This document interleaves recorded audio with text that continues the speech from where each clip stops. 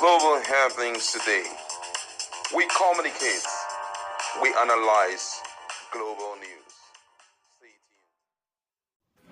Hello, good people. Welcome back to our channel. We're so excited to have you again. This is breaking. The most expected officials of the Federal Capital Territory Administration FCTA have finally sealed off the headquarters of the People Democratic Party PDP located in Wose district of Abuja.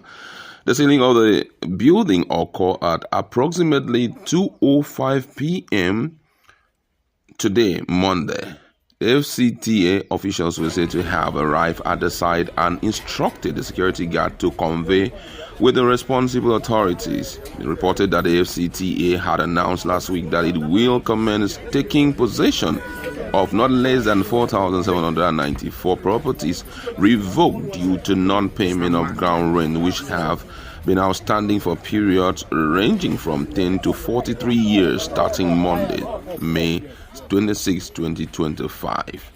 The administration indicated that it will proceed with the possession of these properties without regard to their ownership status. The Senior Special Assistant on Public Communication and Social Media to the FCT Minister Wike Olayinka, alongside with the Director of Land Administration Chijoke Nwakwueze and the Director of the Department of Development Control Mokta Galadima, made these announcements during a news conference held on Friday in Abuja. Recall that on March 19, 2025, the administration revoked the Wadata Plaza, which serves as the National Secretariat of the People Democratic Party located in Wose Zone 5 due to repeated failure to pay.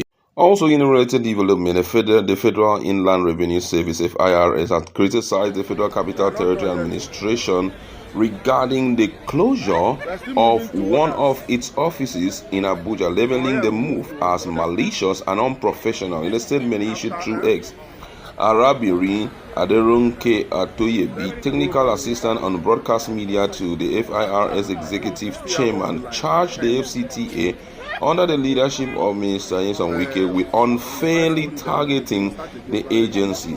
Additionally, Atoyebi accuses the FCTA of attempting to use the FIRS as scapegoat, stressing that the action taken on Monday morning was unprofessional by Wike's men. In his word, he says, "It's so unprofessional of the Wike-led FCTA to close our office, distracting staff from going about their duties when we did nothing wrong. Especially in a crucial week like this, when we are looking forward to signing the tax reform bill. FCTA, you goof big time. FIRS isn't owing you. If you are looking for a fall guy, please move forward.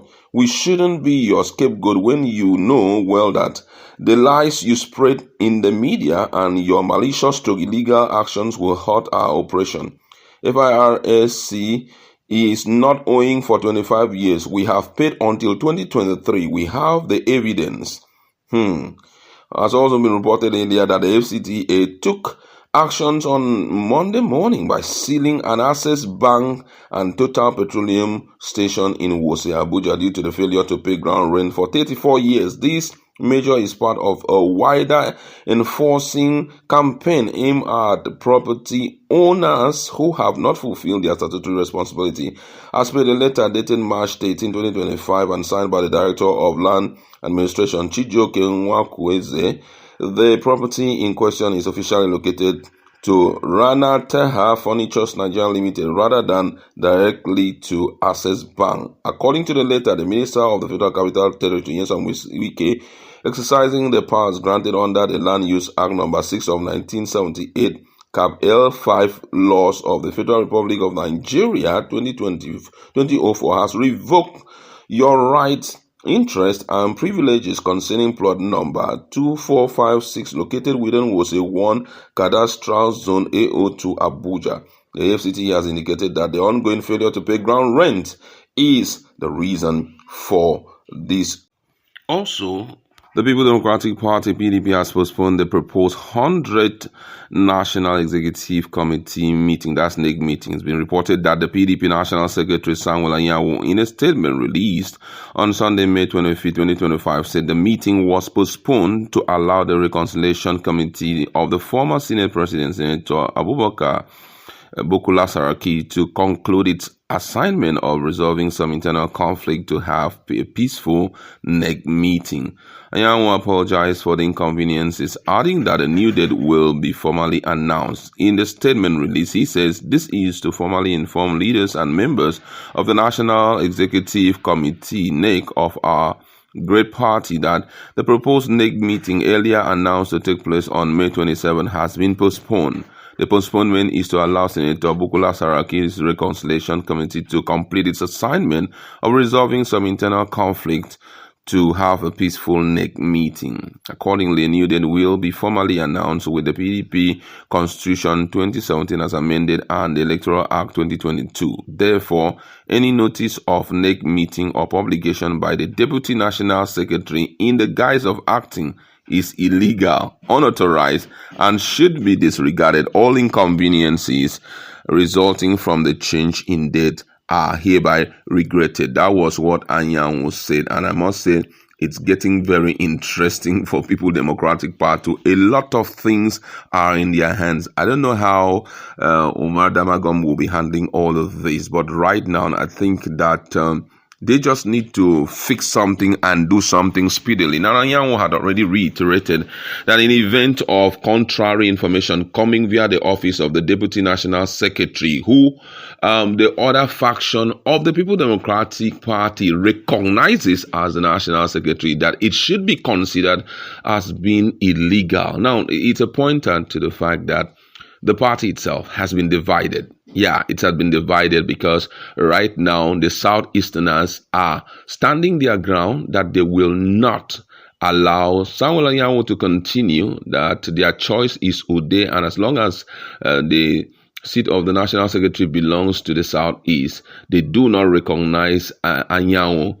So right now, Damagum himself seems to be quiet over the whole issue, and unfortunately, their own plaza today they have been dispossessed of it. It's been totally sealed by the FCTA, which is a corporation or an authority or agency working under Nyesom Wike, who is considered to be the national chairman of the party, right? Or not national chairman, but national leader of the party right now. It's quite disheartening what PDP is going through. A strong party who had been seen to be the toughest when it comes to opposition. They seems to be losing ground, and all of this is almost happening at the same time. As all of this is happening, governors are defecting, senators who were elected under the platform also are defecting. We are seeing mass defection going on in PDP. This is too hard for them to handle. The big question is, what's the way forward? Should we allow, or should they allow Nyesom Wike to have his way so that some of these things will be overlooked? Or would it be a case of, just allowing everything to continue the way it is? From all indication, most Nigerians believe that the party has already collapsed, that there's no need to continue. My colleague is in the house. What's the standpoint on all these waha going on with Wike at the forefront of it? Do you think that it's worthwhile to do this, or it's aware of witch hunting, or treating some persons like scapegoats? Well, the truth is, Wike is trying to prove a point, and much as some persons will say it's witch hunting, but he have been able to prove to Nigerians that if he can seal offices of FIRS, then nobody's above the law. But then again, we also know that, there's some battles you fight. The people you put as forefront are really not the people you want to fight. They're just mirage. No, this guy's interesting. FIRS is not even the person is aiming at. It's actually the PDP is aiming at. And unfortunately, PDP is falling for them, or falling for him. And, before now, it's the case of back and forth. When they raised a motion against him, when they tried to suspend him, he brought out this issue of revoking PDP's property. And when the matter was back and forth, it was as if he was winning, that matter died. But as soon as he perceived that Makinde and the Governors Forum were not aligning, they are trying to, reduce him, play fast one on him with Mba and the rest, he decided to go all out. All this, stealing of property, he can decide not to steal it. He's the minister in charge.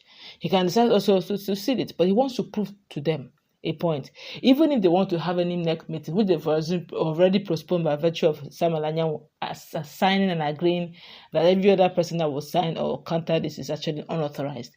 To think that Peter Odo Okoye was actually the person giving this authority, but Anyanwu is still insisting, forcing the authority on the People Democratic Party gives, the image they are creating is that PDP is too small, Wike is in charge. It's between PDP and Wike. And honestly, with the kind of heavy weights we have in PDP, and Wike is doing all of this, honestly, you begin to doubt how strong this opposition party is. All right, that's what we'd like to leave it. Let's be in a comment section and talk more on this. Thank you very much.